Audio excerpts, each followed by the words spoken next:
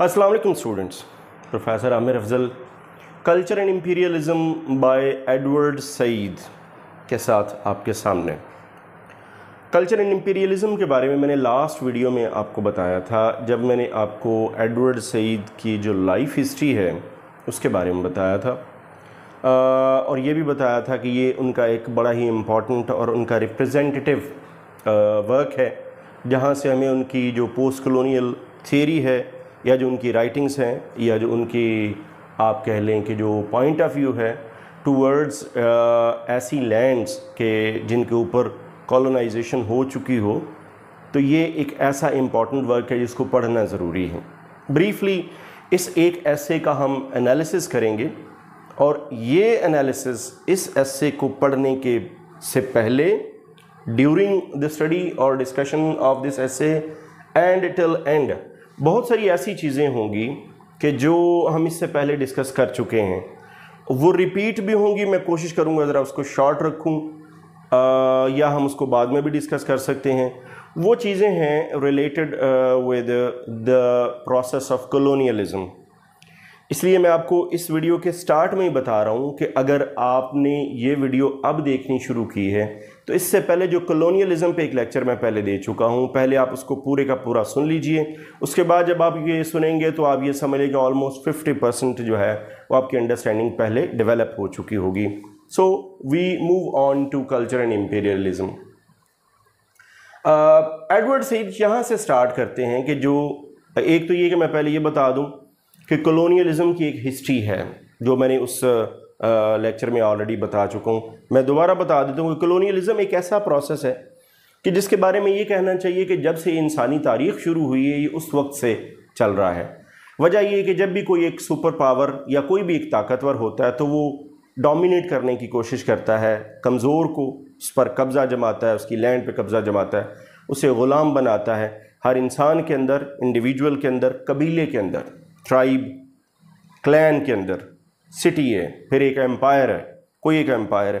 तो इंडिविजुअल से लेके एम्पायर बनने तक का जो एक कल्चरल प्रोसेस है, इसमें एक सेंस ऑफ प्राइड शामिल होता है जब आप ताकत हासिल करते हैं।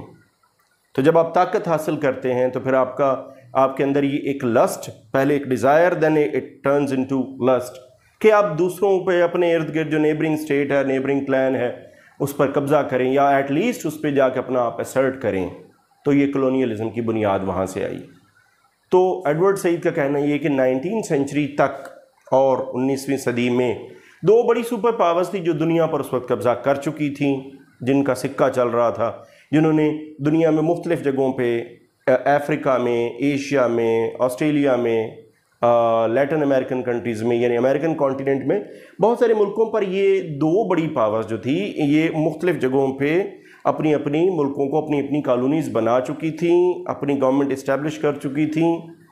और वहाँ से इन्होंने, जैसे हम आगे जाके डिस्कस करेंगे, वहाँ से रॉ मटेरियल इन्होंने उठाना शुरू कर दिया था, और इट रिज़ल्टेड इनटू इंडस्ट्रियलाइजेशन। हमने इंडस्ट्रियल एज लिटरेचर में पढ़ी हुई है 19वीं सेंचुरी की। इसी तरह फ्रांस में इंडस्ट्रियलाइजेशन हुई।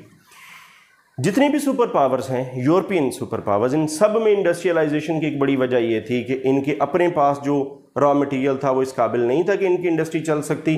तो इन दोनों सुपर पावर्स ने अपनी इंडस्ट्री को और अपनी जो हाउस है उसको प्रॉस्परस करने के लिए इन्होंने दुनिया में कब्ज़ा किया और वहाँ से रिसोर्सेज उठाए और अपने मुल्कों में ट्रांसपोर्ट किए। इससे पहले according to Edward Said, British और फ्रांस से पहले एक दौर था हिस्ट्री में कि जब रोमन एम्पायर होती थी, बगदाद का रूल था, एक मुस्लिम रूल, उसके बाद ऑटोमन एम्पायर का आया, 3 कॉन्टिनेंट्स में कॉन्स्टेंटिनोपल की हुकूमत रही। ये बड़े बड़े कॉलोनाइज़र या बड़ी बड़ी एम्पायर्स हैं तारीख़ में जिन्होंने हुकूमतें की। जैसे मैंने बताया, ये हिस्ट्री का चलन है, हिस्ट्री में ये सब कुछ होता रहा है, होता रहेगा, और ये इनका अपना एक तरीक़ाकार था। उसके बाद फिर 19वीं सेंचुरी का वो जिक्र करते हैं। फिर वो बताते हैं कि जब सेकंड वर्ल्ड वॉर होती है, फर्स्ट और सेकंड वर्ल्ड वॉर, इन दोनों ने जो कॉलोनाइजर्स थे, मॉडर्न कॉलोनाइजर्स ऑफ 20वीं सेंचुरी, इनको कमज़ोर कर दिया। इतना कमज़ोर कर दिया सेकेंड वर्ल्ड वॉर ने स्पेशली, कि 1945 के बाद 50s में اور 60s میں دیکھتے ہیں ہم کہ بہت سارے جو کالونائزرز تھے انہوں نے ڈی کالونائز کرنا شروع کر دیا ملکوں کو، انہوں نے قبضے ختم کر دیا، وہاں سے نکلنا شروع کر دیا. تو اس کی وجہ یہ تھی، وہ کوئی اپنی خوشی سے نہیں کر رہے تھے، اس کی وجہ یہ تھی کہ وہ کمزور ہو رہے، ان کی گرپ نہیں تھی اتنی اسٹرانگ.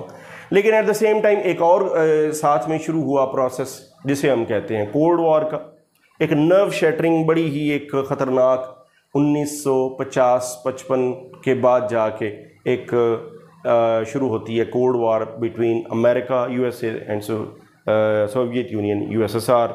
وہ پھر جا کے ختم ہوتی 1991 میں. تو یہ 3 ایجز کا ذکر وہ شروع میں کرتے ہیں، اینشنٹ پرانے یا کلاسیکل جو آپ کہہ لیں کہ کالونائزرز تھے، پھر 19th سینچری والے، اور پھر وہ 20th سینچری میں امریکہ تک آپ کو لاتے ہیں. تھوڑا سا ذکر یہ کرتے ہیں کہ یہ امپیریلزم، یہ خواہش، امپیریلزم کیا ہے؟ Basically is that philosophy, is that approach which forces you to go outside your borders, capture the land, establish your government, colonize and exploit the natives and loot their natural resources, transport it back to your land and make your country prosperous. This is what imperialism is, in short, in easy words. تو اس کی وجہ یہ تھی، سب سے بڑی 2 وجوہات ہیں اس کی. ایک تو یہ لسٹ فار پاور ہے، پہلے میرے یہ دوسرے نمبر پہ لکھی پاور. جیسے میں نے سٹارٹ میں بتایا کہ جب بھی کوئی کلین، قبیلہ، ایک امپائر طاقت گین کرتی تو اس کے اندر یہ خواہش پیدا ہوتی کہ وہ دوسروں پر حکومت کرے. دوسرا، ریسورسز کی کمی، اور ریسورسز کو پورا کرنے کے لیے ان لوگوں نے امپیریلسٹک جو ڈیزائنز تھی ان کے پیدا ہوئے. یہ دو ایسپیکٹ ڈسکس کرنے کے بعد ایڈورڈ سعید آگے چلتے ہیں. یہاں پر وہ پھر بڑی ہی امپورٹنٹ 2 آپ کہہ لیں کہ ڈیفینیشنز ڈسکس کرتے ہیں. As a student you need to understand یہ 2 جو ڈیفینیشنز ہیں یہ آپ نے پہلے سمجھنی، اس کے بعد آپ کو یہ پورا فنامنا سمجھ میں آئے گا کہ کلچر کیا ہے. کلچر بیسیکلی اگر ہم اس کے لفظی معنی لیں تو اس کے مطلب ہے to grow, to flourish indigenously. Culture ایک ایسا آپ کہہ لیں لائف سٹائل ہوتا ہے، ایسی زندگی ہوتی ہے کہ جو بالکل نیچرلی گرو کرتا ہے.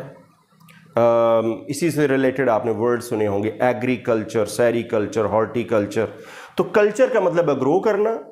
تو گرو کرنا کس طرح؟ ایک سوسائٹی میں سب سے پہلے ایک انڈیویجول ہوتا ہے، پھر اس کی فیملی ہوتی ہے، پھر 2 فیملیز ملتی ہیں، 3 فیملیز ملتی ہیں، 10 فیملیز ملتی ہیں، 50 فیملیز ملتی ہیں، ایک قبیلہ بنتا ہے، ایک شہر بنتا ہے، شہروں سے پھر ایک دوسرا شہر بنتا ہے، اگلا شہر بنتا ہے. یہ اس پروسیس میں صدیاں لگ جاتی ہیں، ہزاروں سال لگتے ہیں.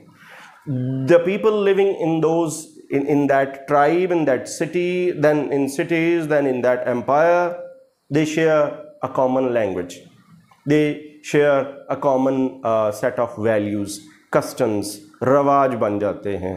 ان کے آپس میں لین دین، آپس میں ان کا جو رولز اینڈ ریگولیشن سوسائٹی کے بنتے ہیں، لاز بنتے ہیں. تو it takes thousands of years to establish a well established culture. یا ویل اسٹیبلش نہ بھی ہو تو کوئی ایک کلچر کی ایک شکل بننے کے لیے 1000 سال، 2000 سال، 1000 سال سے کم کا تو کوئی کلچر نہیں سمجھا جاتا.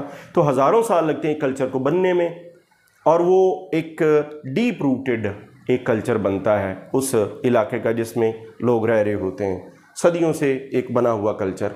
امپیریلزم کیا کرتا ہے؟ ایک بڑا کویسچن ہے اس پورے ایسے میں. امپیریلزم کیا کرتا ہے؟ امپیریلزم کہیں اور سے آتا ہے.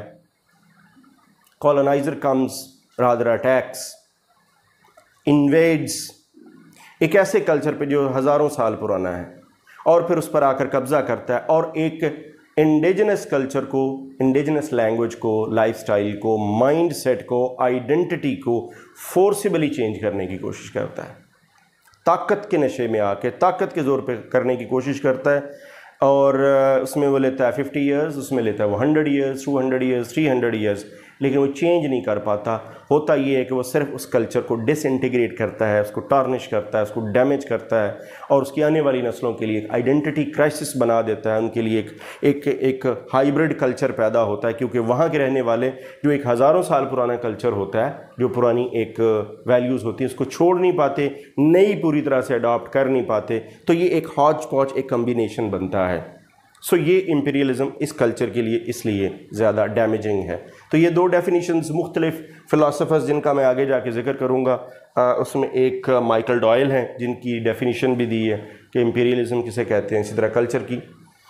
اچھا، جب اگلا پوائنٹ جب ایڈورڈ سعید پہنچتے ہیں تو وہ یہ بتاتے ہیں کہ جب ہم فرسٹ ورلڈ وار کے بعد ایک نئی طرح کا ایکسپیرینس کرتے ہیں امپیریلزم، جیسے 70s 80s کے بعد، اس میں کسی بھی ملک پر قبضہ کرنا ضروری نہیں رہتا۔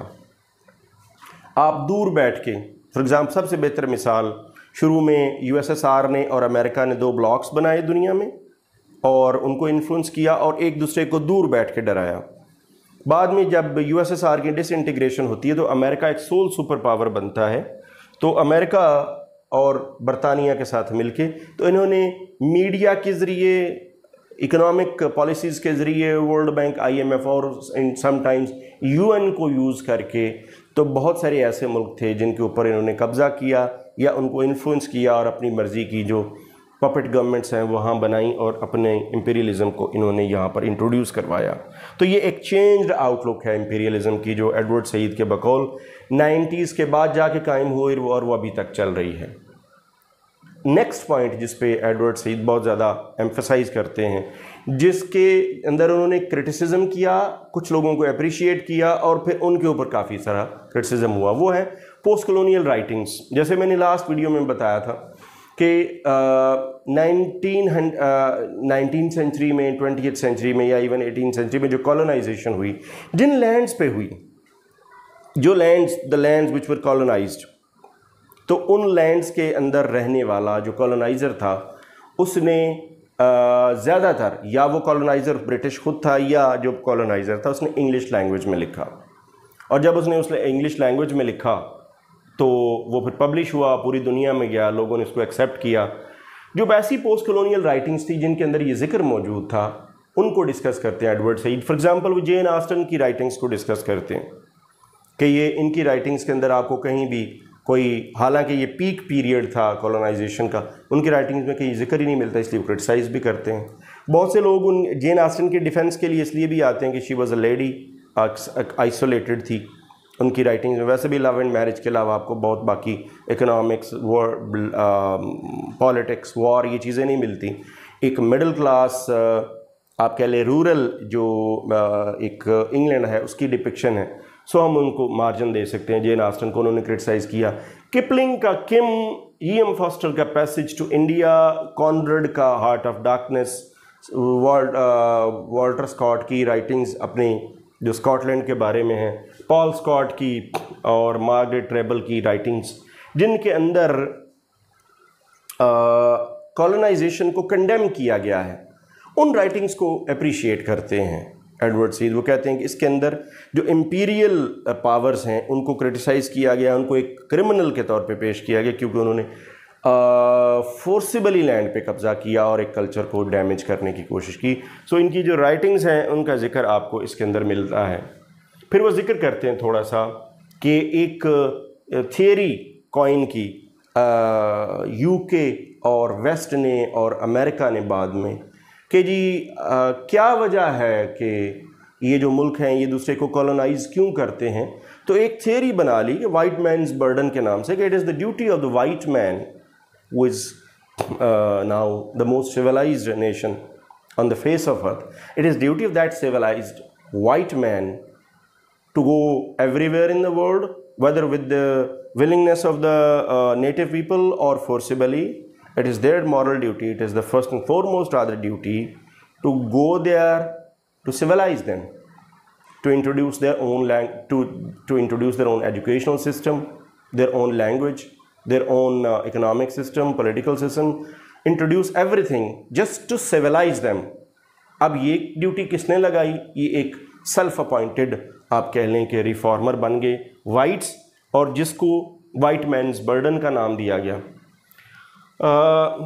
جس کا ایک آپ کہہ لیں کہ فرانس فینن کے ہاں بھی آپ کو ذکر ملتا ہے۔ اینڈ آف کولڈ وار ہوتا ہے، emergence of USA، new world order. امریکہ نے ایک جب یہ ایک کالونائزیشن کی اگلی جو آخری پوائنٹ ہے اس میں وہ ڈسکس کرتے ہیں، وہ کہتے ہیں جی کہ جو سب سے نیفیریس قسم کی، سب سے ہاربل کائنڈ آف کلونیلزم میرے سامنے آیا ہے، وہ یہ نیو کلونیلزم ہے۔ یہ 1991 کے بعد 1991 میں disintegration of Soviet Union, U S S R disintegrate ہوتا ہے، ایک پاور ختم ہو جاتی، ایک ہی پاور رہ جاتی ہے، اور وہ ایک پاور جو ہے وہ پھر جیسے میں نے پہلے آپ کے سامنے ذکر کیا کہ میڈیا کے ذریعے، اکنامک پالیسیز کے ذریعے، اکنامک ڈونر ایجنسیز کی مدد سے، اور پھر یو این کو یوز کر کے، یو کے کو ساتھ ملا کے، افغانستان، عراق، پیلسٹائن ایشو پہلے سے چل رہا ہے، اسرائیل کی مدد کر کے عراق پہ، افغانستان پہ قبضہ، وہاں پر بمباری، لاکھوں لوگوں، بے گناہ لوگوں کا مارا جانا، اور پھر وہاں پر قبضہ اسٹیبلش نہیں ہو پایا، وہاں حکومت نہیں کر پائی، اور پھر وہاں سے نکلے، اور پھر وہاں بعد میں جو پھر سول وار ہوئی، اور ایون ابھی تک وہاں کے حالات خراب ہوئے، تو ان سب کا ذمہ دار ایڈورڈ سعید امریکہ کو سمجھتے ہیں۔